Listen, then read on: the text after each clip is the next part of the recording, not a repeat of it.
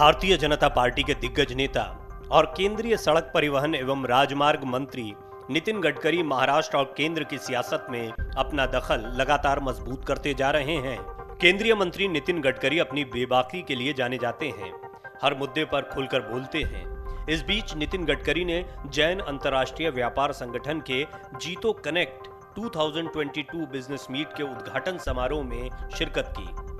यहां गडकरी ने आयात को कम करने और निर्यात को बढ़ाने की आवश्यकता पर खासा जोर दिया।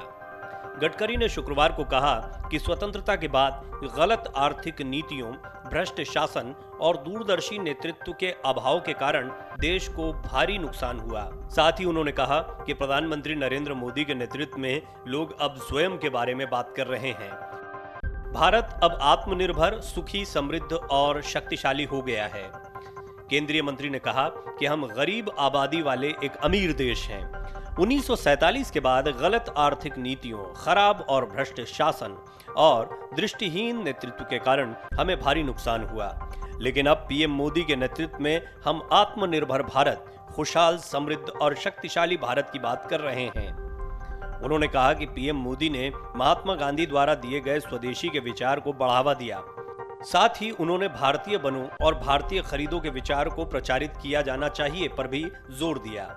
गडकरी ने कहा कि आयात को कम करने और निर्यात को बढ़ाने की आवश्यकता है। उन्होंने कहा, मैं आपको बताना चाहता हूं कि हम जो निर्यात कर रहे हैं और जो हम आयात कर रहे हैं उसके आधार पर एक नीति बनाई जानी चाहिए।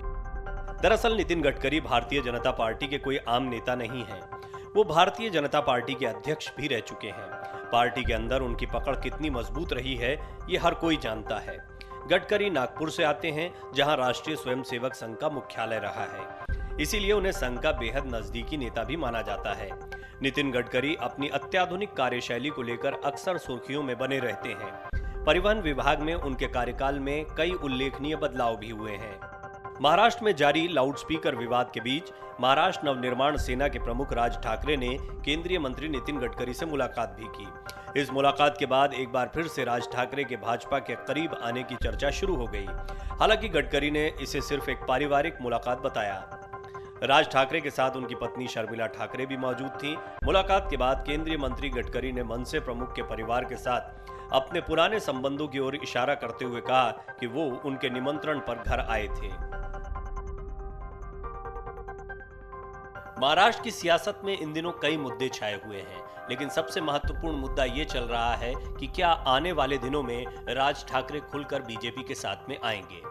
हाल के दिनों में नितिन गडकरी भी महाराष्ट्र में खासे एक्टिव हो गए हैं। हालांकि भारतीय जनता पार्टी के पास महाराष्ट्र में कई चेहरे हैं। देवेंद्र फडणवीस महाराष्ट्र के मुख्यमंत्री रह चुके हैं और वो भी खासे एक्टिव दिखाई दे रहे हैं। इस सब के बीच नितिन गडकरी ने जो कुछ कहा है उसे राज्य के साथ साथ केंद्र की राजनीति में भी उनके सियासी दखल के तौर पर देखा जा रहा है। नितिन गडकरी बेशक प्रधानमंत्री मोदी की तारीफ करते दिखाई दे रहे हैं, लेकिन उन्हें हर चुनाव में प्रधानमंत्री के एक कॉम्पिटिटर के तौर पर भी देखा जाता है। हालांकि खुद नितिन गडकरी प्रधानमंत्री नरेंद्र मोदी के नेतृत्व की कई मंचों पर तारीफ कर चुके हैं और इस कार्यक्रम के दौरान भी उन्होंने ये स्पष्ट किया कि भारत प्रधानमंत्री मोदी के नेतृत्व में आत्मनिर्भर बनने की ओर बढ़ रहा है। Video desk अमरउजाला.com। डाउनलोड करें अमर उजाला ऐप और पाएं खबरें लगातार। अगर आप ये वीडियो YouTube पर देख रहे हैं तो हमारे चैनल को सब्सक्राइब करें और बेल आइकन को दबाना ना भूलें। अगर आप Facebook पर ये वीडियो देख रहे हैं तो हमारे पेज को लाइक करें।